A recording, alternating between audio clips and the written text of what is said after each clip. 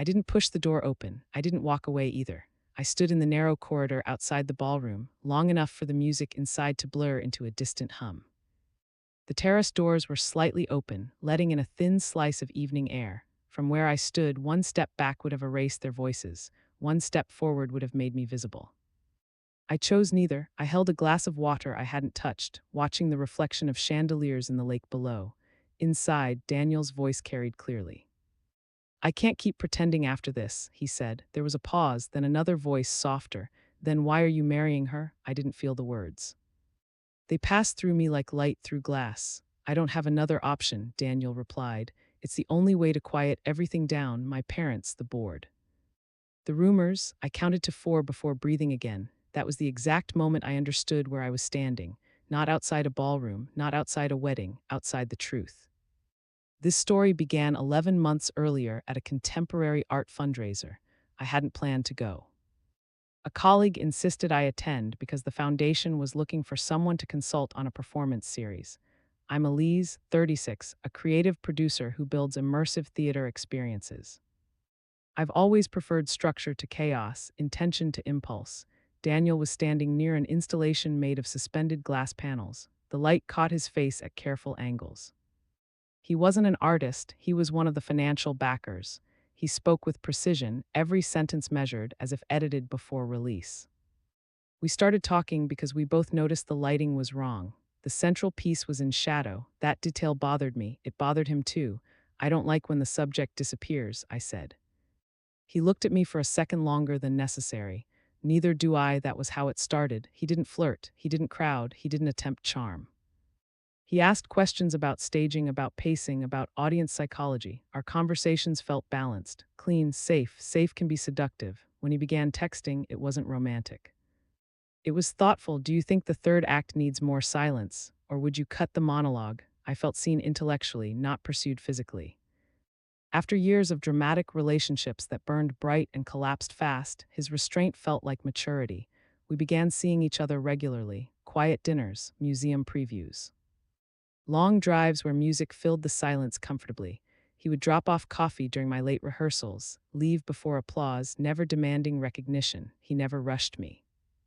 Never asked for more than I offered. At first, that felt respectful. Later, it felt like distance. His family welcomed me with immaculate politeness.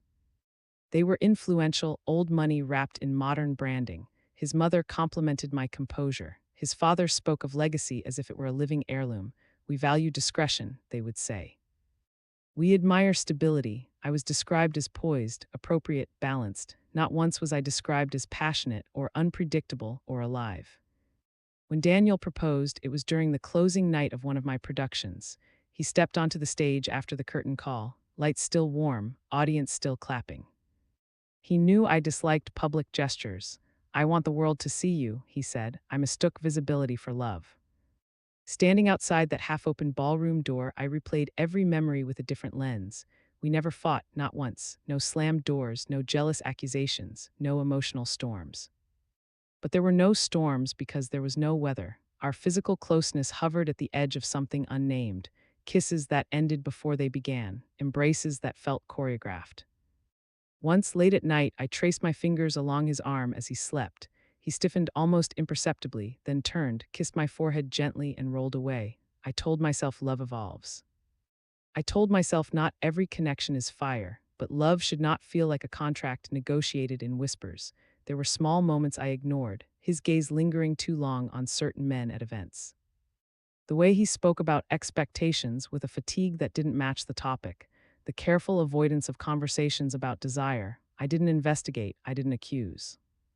I didn't want to search for something that wasn't offered freely. What I wanted was simple, presence. As the wedding approached, I felt myself shrinking into an outline. I wasn't changing exactly.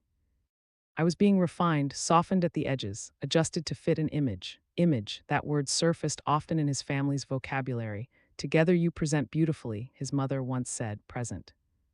Like a brand, back in the corridor, Daniel continued speaking. She deserves someone who can love her fully, he admitted. I can give her stability, respect, partnership. But not everything. His friend's voice sharpened slightly. Then you're asking her to pay for your fear. Silence. I can't dismantle my life, Daniel said finally. I'm not brave enough. There it was, not cruelty, not deception sharpened into malice, just fear polished until it looked like responsibility. I didn't stay to hear more. I returned to my room and sat at the desk where my wedding vows waited. I had written about trust, about shared futures, about building something enduring. I folded that paper in half.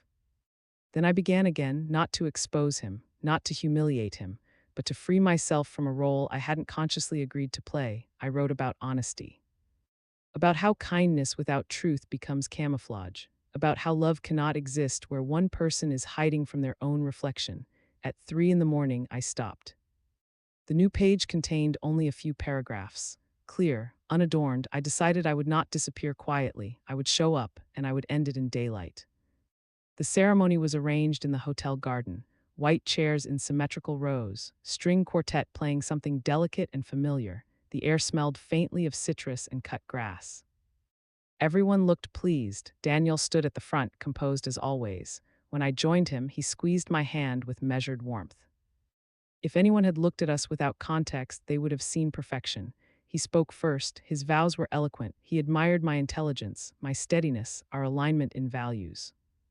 Every sentence was technically true, but truth without fullness is still incomplete. When my turn came, I felt no tremor. I rewrote my vows this morning, I began. A few guests smiled, assuming sentimentality. I believe every person deserves to live honestly, I continued. I believe no one should be forced to explain who they are in order to be accepted. The smiles faded. I also believe no one should be used as shelter for someone else's fear. Silence expanded. I turned toward Daniel. His expression remained composed, but something behind it flickered. You are not a villain, I said quietly, but marriage cannot begin as protection. It must begin as truth. His grip loosened. I faced the audience again. This is not a dramatic ending, I said. It's a necessary one. I removed the ring and placed it on the small table beside us. No theatrics, no raised voices. Then I said the only sentence that mattered. You don't need a wife. You need the courage to live without hiding. And I stepped away. No one stopped me because there was nothing to argue with. 3 days later, I was back in my apartment.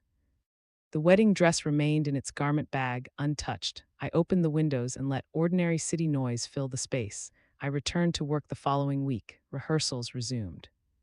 Scripts were revised, lights were adjusted.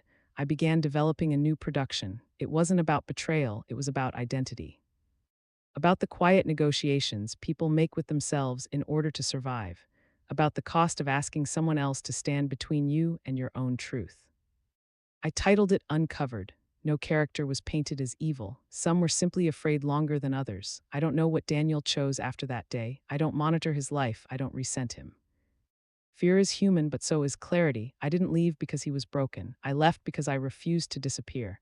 Sometimes strength isn't loud. It doesn't slam doors or ignite scandal. Sometimes it stands calmly in front of witnesses and redraws a boundary that should never have been crossed. Living honestly rarely begins with applause. It begins with a single decision, not to play a part you never auditioned for. That's where my story ends. If you were standing in that corridor hearing what I heard, what would you have done? Would you have walked away quietly, or would you have stepped forward and spoken? I'd like to know.